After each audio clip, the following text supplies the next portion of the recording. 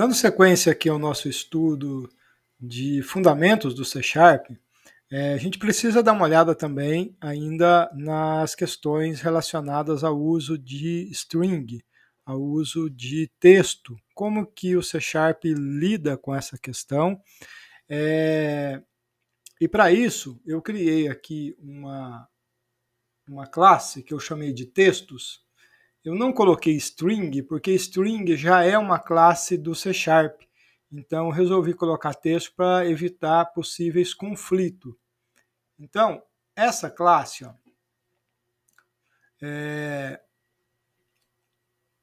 tem aqui um único método que eu criei, um método estático, né? Exemplos string. E o que acontece? Como nós sabemos, string é um tipo de dados, né? Nós temos ele aqui, por exemplo, sempre que a gente declara uma variável, uma das possibilidades é dizer que essa variável é do tipo string, né? Então, inicialmente, isso significa que aquela variável pode receber textos, né?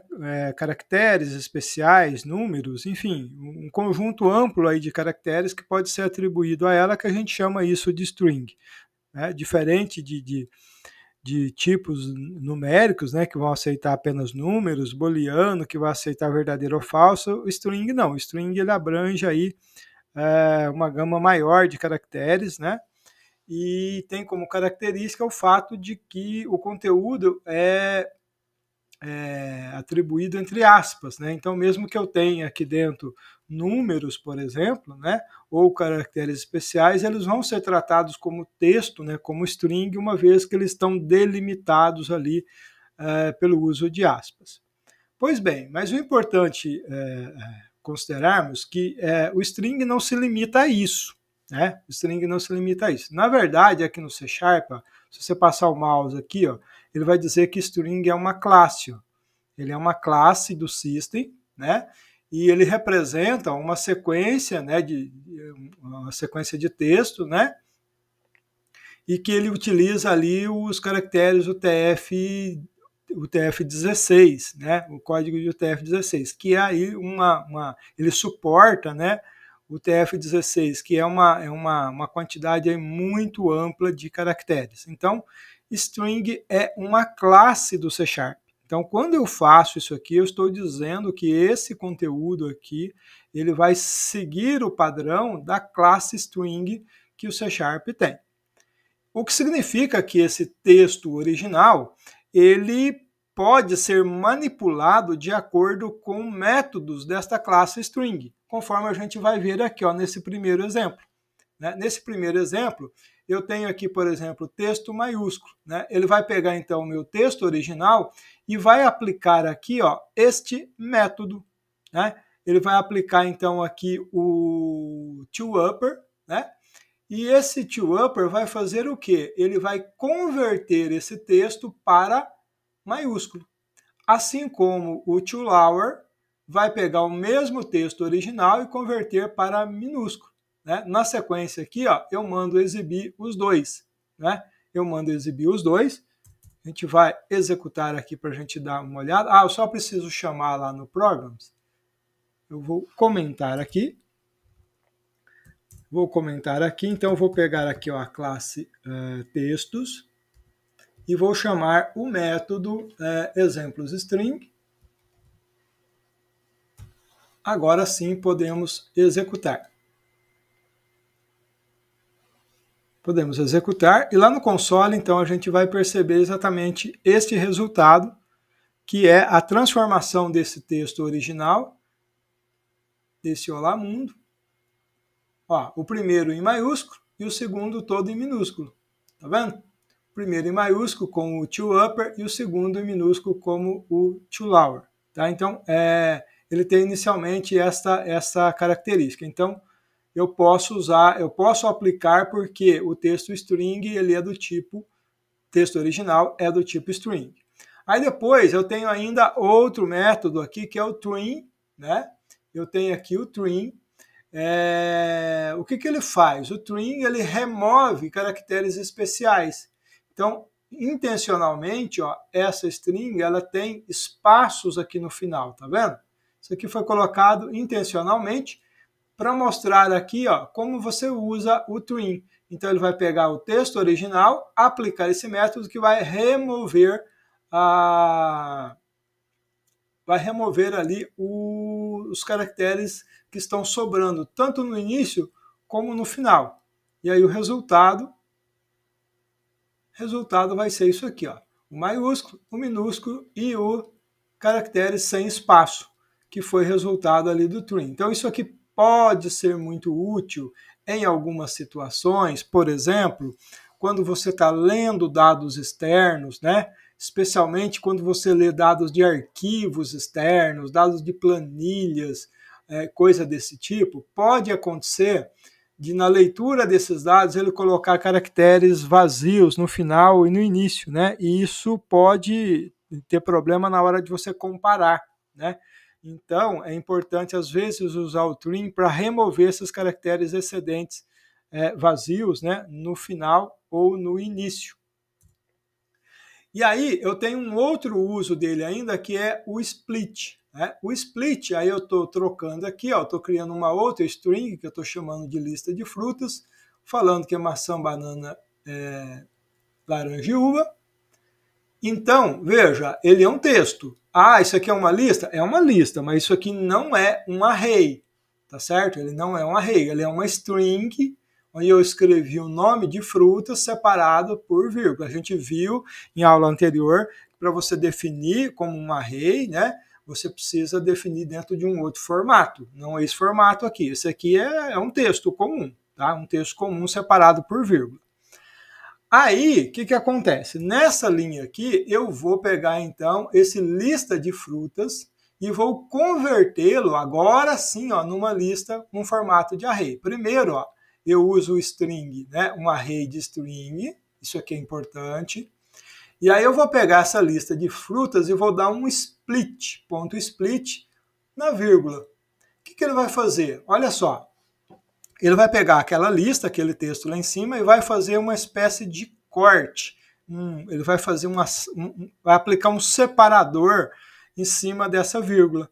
Dessa forma, maçã, banana, laranja e uva passa a ser dividido, né? E quando ele divide, né, em itens, aí obrigatoriamente eu preciso atribuir isso a um tipo array, tá? Então, essa é uma maneira de você criar um array também, que é pegando uma string, né, usando um determinado caractere dela como delimitador e aplicando o split para fazer a divisão em cima desse delimitador. O resultado vai ser um array, né, com a quantidade de itens que ele conseguiu separar aqui. Aí na sequência eu uso aqui um for each, né, pegando então agora o array de frutas, né, e mandando exibir a lista delas. O resultado disso, nós já vimos o uso do array anteriormente, né? O resultado, ó, deixa eu mostrar aqui, tá lá, ó, fruta, maçã, banana, laranja e uva. Então veja que ele mostrou exatamente como um array, né? Eu fiz aqui o for each e ele lidou com ele da mesma forma que um array.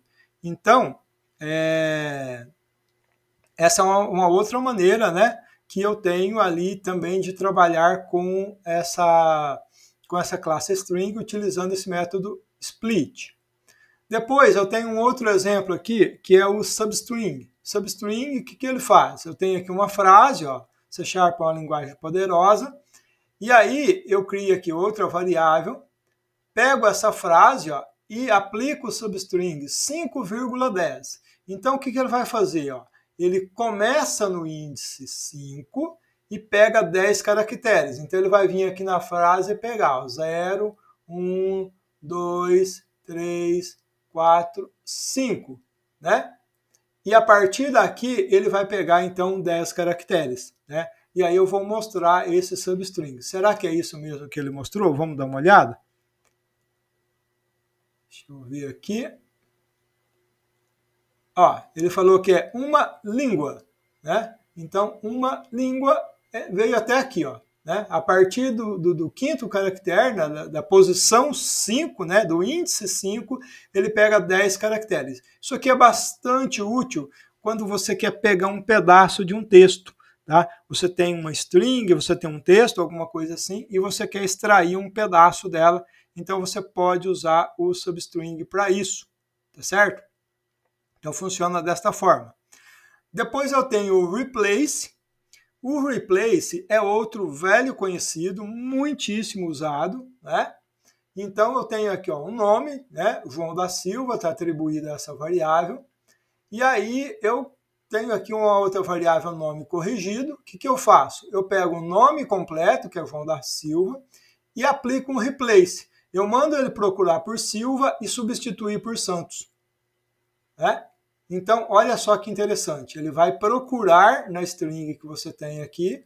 A primeira expressão aqui indica o que ele vai procurar. E a segunda expressão aqui indica o que ele vai substituir. Né? E aí,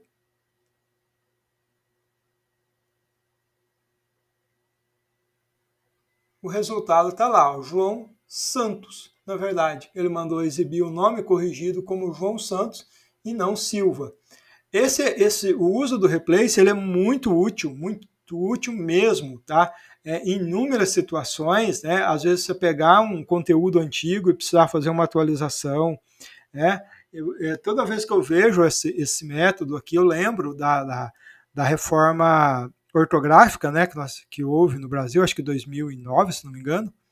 E aí alguns caracteres foram trocados, né? O trema, por exemplo, saiu, né? Algumas palavras que eram acentuadas perderam o acento, esse tipo de coisa. Aí eu fico pensando, imagine, por exemplo, uma editora, né, que tinha lá livros em arquivos, né? Nas próximas edições deles, eles tinham que fazer toda essa correção, né? Então, como é que eles fariam essa correção, né? Num caso desse, bastaria você aplicar um replace, né? Ele localizaria as palavras que antes eram acentuadas e substituiria pelas palavras agora sem acento. Seria um trabalho extremamente simples utilizando aqui esse método replace, né?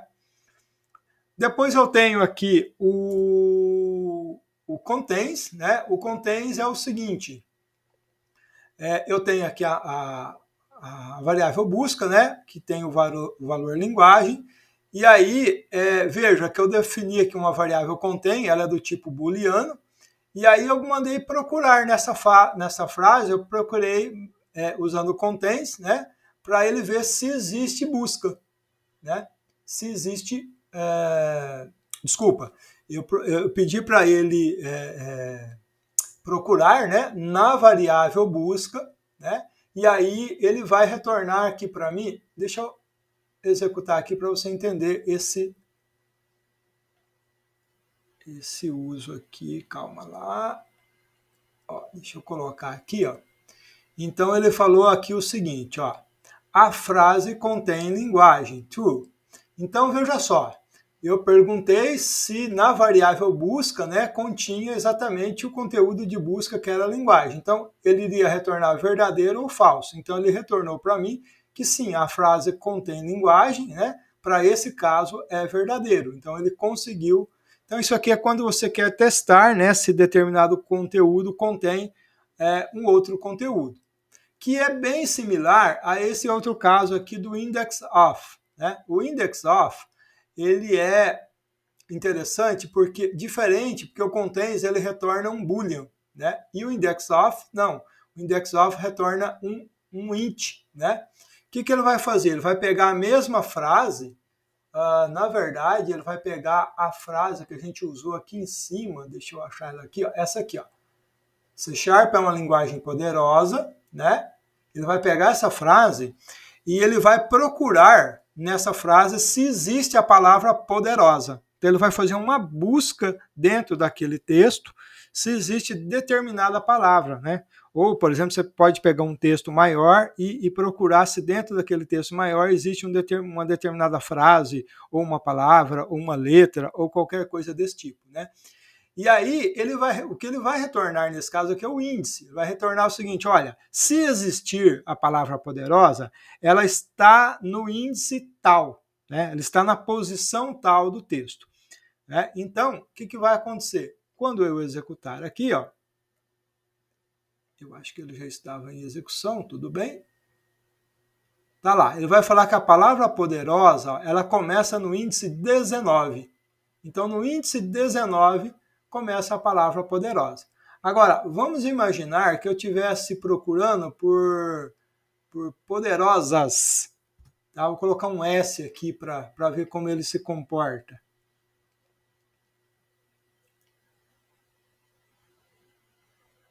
Então ele vai falar o seguinte, que na verdade eu troquei aqui, mas poderosa começa no índice -1. O -1 vai indicar que não foi encontrado. Tá? Eu esqueci de corrigir aqui. Quando aparece -1 é porque ele procurou em toda a string e ele não encontrou. Então ele é nulo nesse caso. Penúltimo aqui eu tenho o length. O length, na verdade, é uma propriedade. Então, o que ele vai fazer? Ele vai determinar, ele vai retornar para mim o comprimento, quantos caracteres tem em determinada frase. Então, vamos pegar a frase que a gente está usando aqui, o C# é uma linguagem poderosa, e ele vai dizer para mim que nesta frase eu tenho 28 caracteres, ok? Então, é isso que ele vai fazer. Ele vai pegar, então, a frase e ele vai contar, ó. Ele vai definir o tamanho, né? O tamanho dessa string em número de caracteres. Isso também é muito útil, né?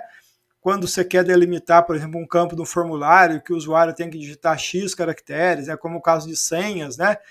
Tem que ter no mínimo 7, e no mínimo 6 e no máximo 10. Então, como é que você sabe se está nesse período? Você tem que contar quantos caracteres o usuário digitou. Então, essa propriedade aqui é muito útil para esse caso aqui, tá? Então, frase.length vai retornar um inteiro, né, que representa essa quantidade.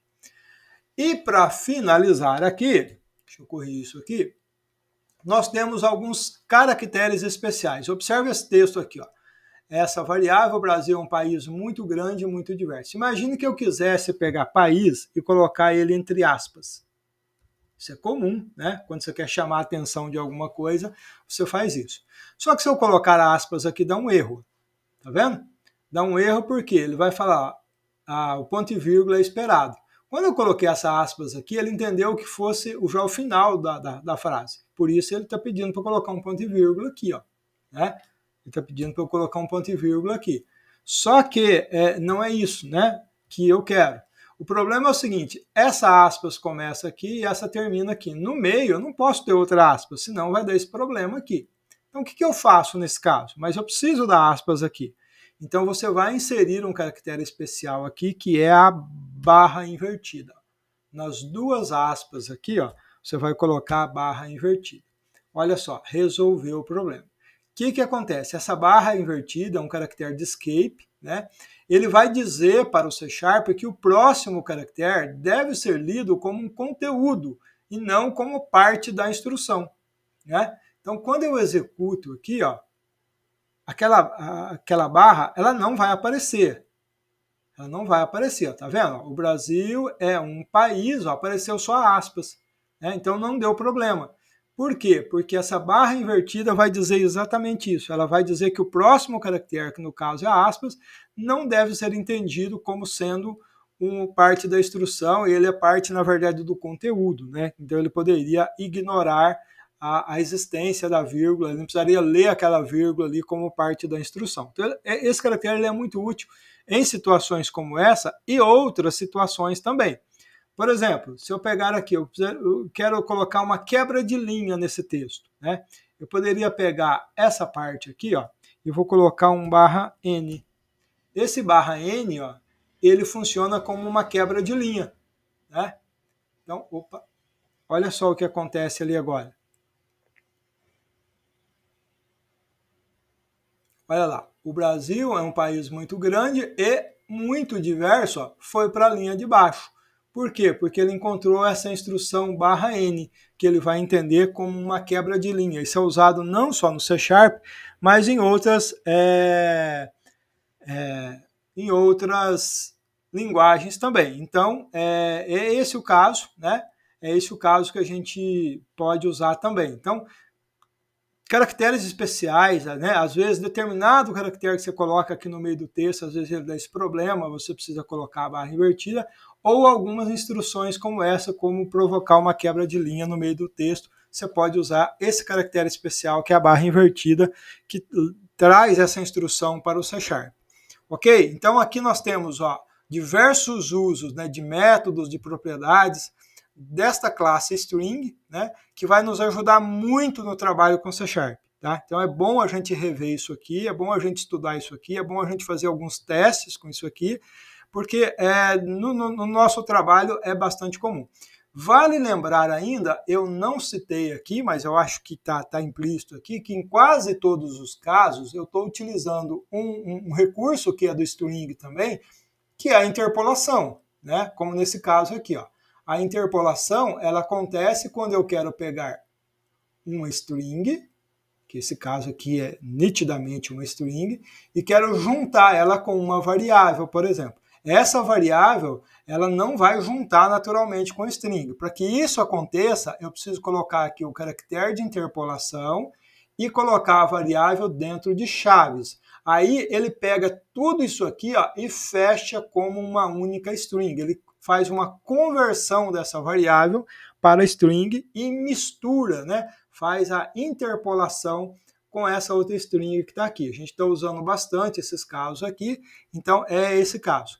Toda vez que você for misturar, né, um texto, né, com uma variável, você vai precisar, na exibição, de utilizar esse método de interpolação, que é bastante comum aqui no C#, ok?